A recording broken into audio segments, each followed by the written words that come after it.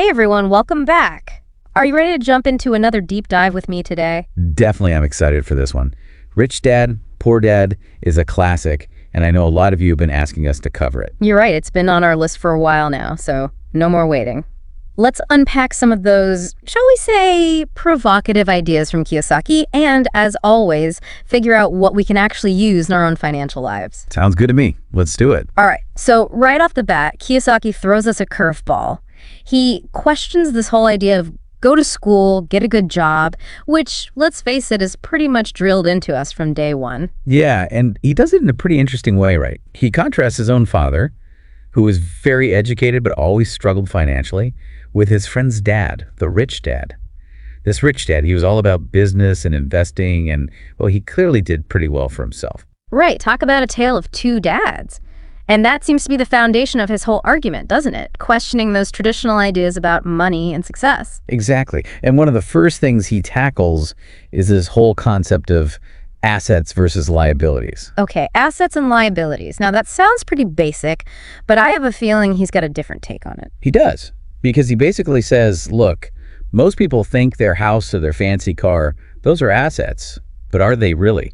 Okay, I see where this is going because, yeah, a house, a car, those are big expenses, often with loans and all sorts of costs that go with them. And that's exactly Kiyosaki's point. He's like, an asset puts money in your pocket. A liability takes money out. So that brand new car that's supposed to be a status symbol, if you're shelling out hundreds every month in payments, insurance, upkeep, is it really an asset?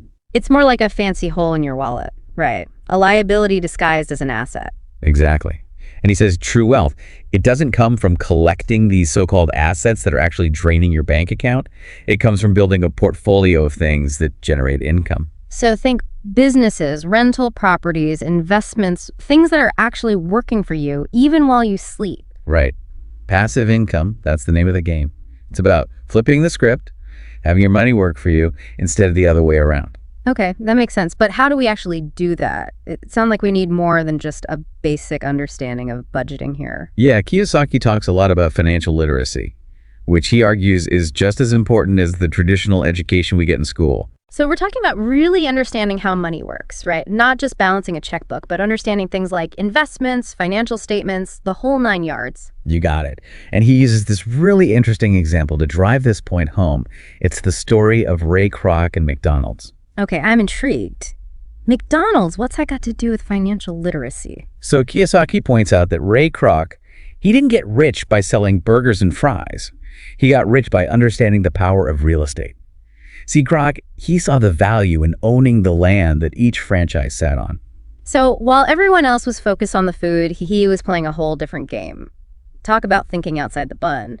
But how do we apply that kind of thinking to our own lives? Most of us aren't in the market for a McDonald's franchise. It's about shifting your perspective, right?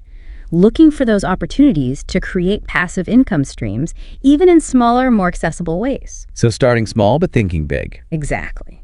And that starts with understanding that an asset is anything that puts money in your pocket, whether it's a rental property, a side hustle, or even investments that generate dividends.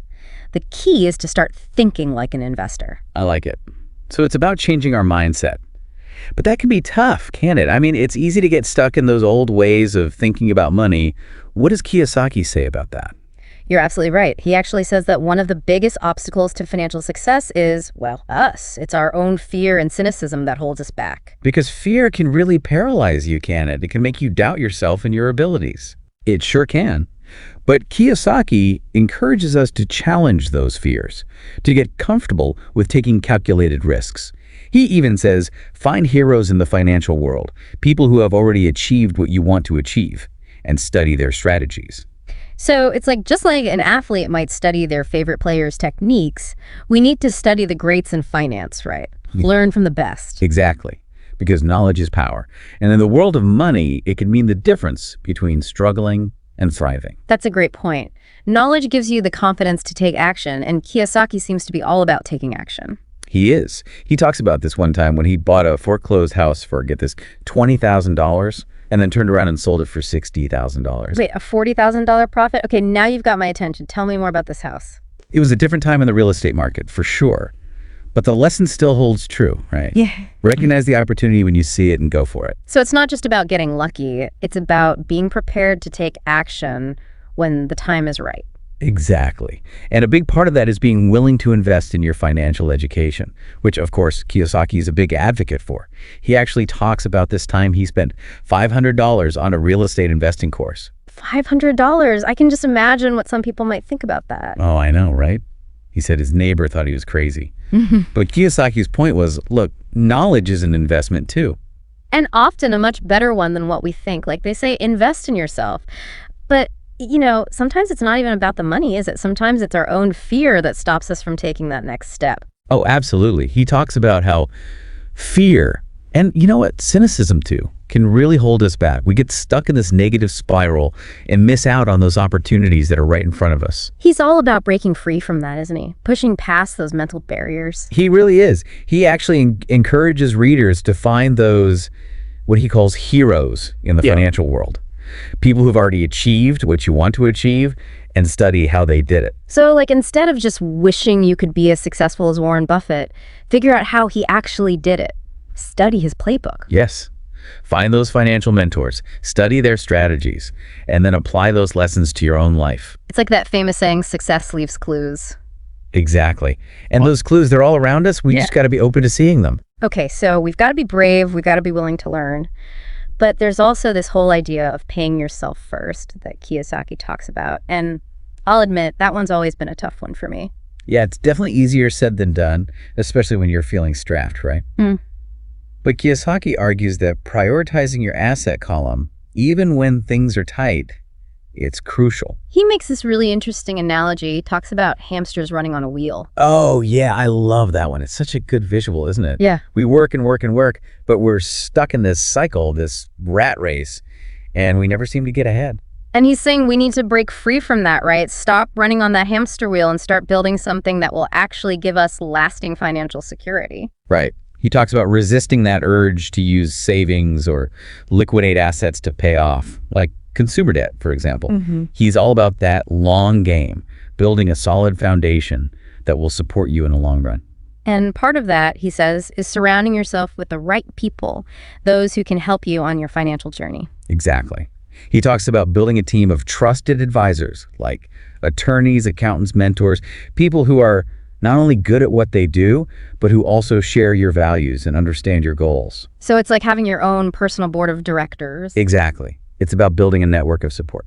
That makes a lot of sense. He also talks about the power of generosity, and this is where he uses that phrase that we want to be mindful of today. Right. He talks about being an Indian giver, but we recognize now that that's not a term we want to use anymore. Definitely not. But the point he was trying to make is still valid, right? That generosity often comes back to you tenfold. Yeah, I think that's the heart of what he was getting at. He talks about how when we're generous with our time, our knowledge, our resources, it creates this flow of abundance. It's like the saying, the more you give, the more you receive. And he really walks the talk, Yeah.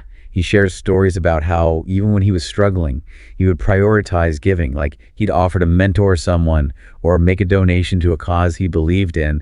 And more often than not, it would come back to him in unexpected ways. It's a powerful reminder that generosity is not about depleting your resources. It's about creating an upward spiral of abundance. Absolutely. And Kiyosaki also emphasizes being proactive in other areas of your financial life.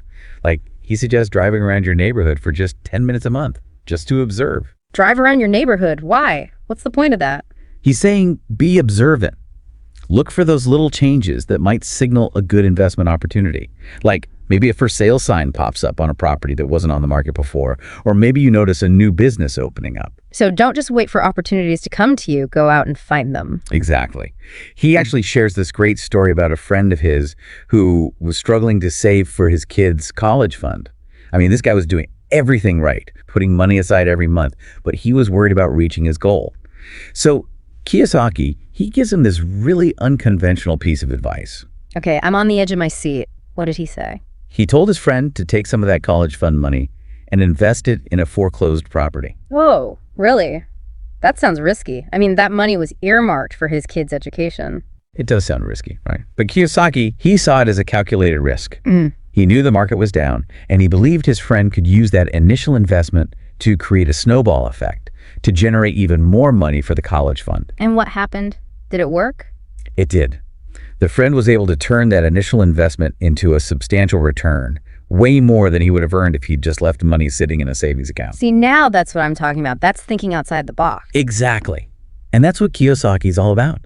He wants us to realize that financial intelligence, it's not about following some rigid set of rules. It's about having the knowledge and the courage to create your own opportunities. So it's about becoming the architect of your own financial future. Exactly. And that journey, it starts with a single step.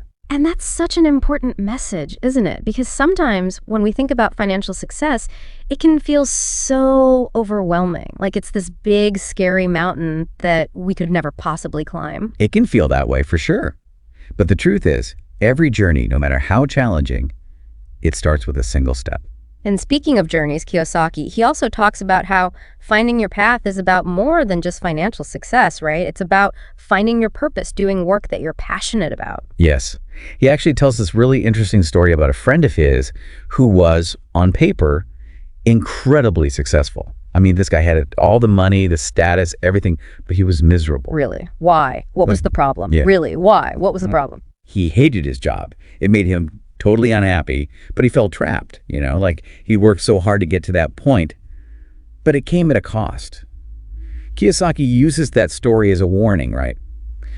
Money, it's important, but it's not everything. Yeah, you can't put a price on happiness, right? It's about finding that balance. Exactly. And Kiyosaki, he's a great example of that. He walked away from a really good job, a secure job, to pursue his passion for financial education. And look at him now. He's a best-selling author. He's helped millions of people. Talk about taking a risk and finding your purpose. And that's what he wants for all of us, right? To find that thing that lights us up, that makes us want to jump out of bed in the morning, and then figure out how to make that work financially. Exactly. It's about designing a life that aligns with your passions, your values, and of course, your financial goals. It's about having the freedom to choose. And he's not saying it's going to be easy, is he? I mean, changing your mindset about money, breaking free from that rat race, it's tough. Oh, for sure. It takes work, it takes dedication. But Kiyosaki's main message, the thing he really wants everyone to understand is this. Financial intelligence, it's not some kind of superpower you're born with, it's a skill you can develop. Okay, I like that. It's like learning a new language or playing an instrument. Anyone can do it with the right guidance and practice. Exactly. So don't get discouraged if you're not there yet. Start with small steps. So where do we start? What's one thing someone listening right now can do to start building their own financial IQ? Well, Kiyosaki talks a lot about finding mentors, people who've already achieved the kind of success you're looking for and learning from their experiences. And there's so many ways to do that, right? Attend a seminar, read books, even just reach out to someone you admire. So basically, immerse yourself in the world of finance, ask questions, and don't be afraid to experiment. Exactly. It's about finding what works best for you and your own personal financial journey. Okay, so start learning, find your people. What else? Well, he talks a lot about understanding those financial statements, diving deep into different investment strategies, really getting a handle on your cash flow. So no more burying your head in the sand when it comes to your finances. Right. Take control. Educate yourself. Challenge those old ways of thinking about money. And remember, like any worthwhile journey, it all starts with a single step. I love that. So for anyone listening who's feeling inspired right now, what's one small step, one action they can take today to get started on their path to financial freedom? Maybe it's picking up a personal finance book. Maybe it's finally setting up that budget you've been putting off. Or maybe it's just having an honest conversation with your partner about your financial goals. The point is, start somewhere. Because even those small steps, they can create big ripples of change over time. And that's what this deep dive has really been all about, hasn't it? Empowering you to take control of your financial future. Absolutely. So keep learning, keep exploring, and remember, financial freedom, it's not a destination, it's a journey. Well said. And on that note, we're going to wrap up this deep dive. Thank you so much for joining us. Until next time, keep asking those tough questions and keep striving for a brighter financial future.